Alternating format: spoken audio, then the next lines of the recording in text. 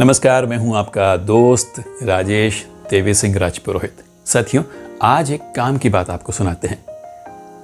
काम की बात सुनाने से पहले आप इस चैनल को सब्सक्राइब जरूर कर दीजिए, वीडियो को लाइक कीजिए, बात अच्छी लगे तो लोगों तक पहुंचाइए। और वो तरीका है वीडियो को लोगों के साथ शेयर करने का।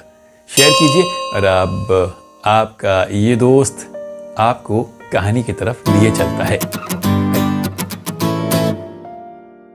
आपको पता है, एक बार एक बहुत बड़े प्रतापी राजा ने अपनी प्रजा के लिए एक बड़ा धार्मिक अनुष्ठान करवाया। राजा पॉपुलर तो था ही, लोगों में उसकी पेट भी थी और लोग उसे प्यार भी बहुत करते थे। राजा काम ही ऐसा करता था।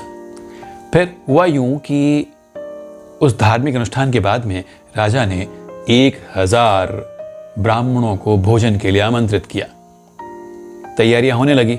बड़े से मैदान में बड़े बड़े कड़ाव चढ़ाए गए और खाने की सामग्री तैयार होने लगी।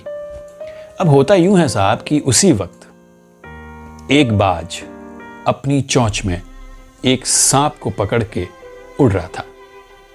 सांप के जीवन पर बनाई थी। सांप अपने आप को छुड़ाने का प्रयास कर रहा था, लेकिन बाज की पकड़ बहुत तगड़ी थी। सांप उस बाज को घायल करने के लिए, या फिर यूं कह लें कि अपने बचाव के लिए, बीच बीच में जहर उगल रहा था।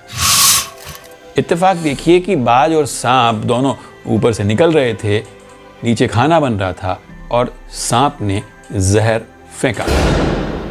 जहर जाकर के सीधे कड़ाव में गिरा और खाने के साथ मिक्स हो गया।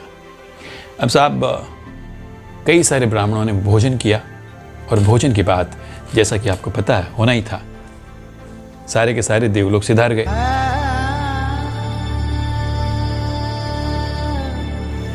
अब चित्रगुप्त के पास ये फाइल गई तो चित्रगुप्त ने कहा कि अपराध तो बहुत संगीन है, लेकिन अपराध किसके खाते में लिखा जाए? राजा के, जिसने अनुष्ठान करवाया। लेकिन राजा ने अनुष्ठान तो करवाया था, लेकिन दोष उसका नहीं है, उसको तो पता ही नहीं। तो फिर रसोइये के, जिसने खाना बनाया, लेकिन उसको भी तो कहाँ पता था। वो तो बस अपना खाना बनाया और लोगों को परोस दिया, लोगों ने खा लिया। तो फिर किसके खाते में ये दोष जाना चाहिए? अब साहब सोच में पड़ गए कि किस किस के। हाँ, बाज के। लेकिन बाज को तो पता ही नहीं कि सांप जहर फेंक रहा है। तो फिर सांप के। लेकिन सांप भी तो कहाँ ब्राह्मणों को मारना चाहता था। वो भी तो यही चाहता था ना कि उसकी जान बच जाए। वो भला अपनी जान बचाने के लिए किसी और की जान क्यों लेगा? ये दोष किसके खाते में डालें? चित्रगुप्त ने कहा कि ऐसा करते हैं, मामले को पेंडिंग रख देते हैं, बाद में सोच करके इस केस का निपटान किया जाएगा। फाइल पेंडिंग बॉक्स में। कुछ दिन बीते। उस राज्य में एक व्यक्ति आया बाहर से और उसने पूछा, ये वही राज्य है क्या जो जिसके राजा ने ब्राह्मणों की हत्या करवा दी थी? प्रजा ने कहा, नहीं, ऐसी बात नहीं है, राजा ने हत्या नहीं करवाई थी। खाना बनाने वाले लोग किसके थे? राजा के। तो निश्चित रूप से दोषी तो राजा ही हुआ ना। चित्रगुप्त ऊपर बैठे बैठे सेवकों को बोला कि तुम ऐसा करो, इस बुराई करने वाले के खाते में ये दोष डाल दो, क्योंकि जो लोगों की बिना मतलब की बुराई करता है वो दोष का भागी बनता है। हम में से कई लोगों की ये समस्या है, तकलीफ है कि वो लोगों की अनायास न चाहते हुए भी जानबूझ करके बुराई कर देते हैं।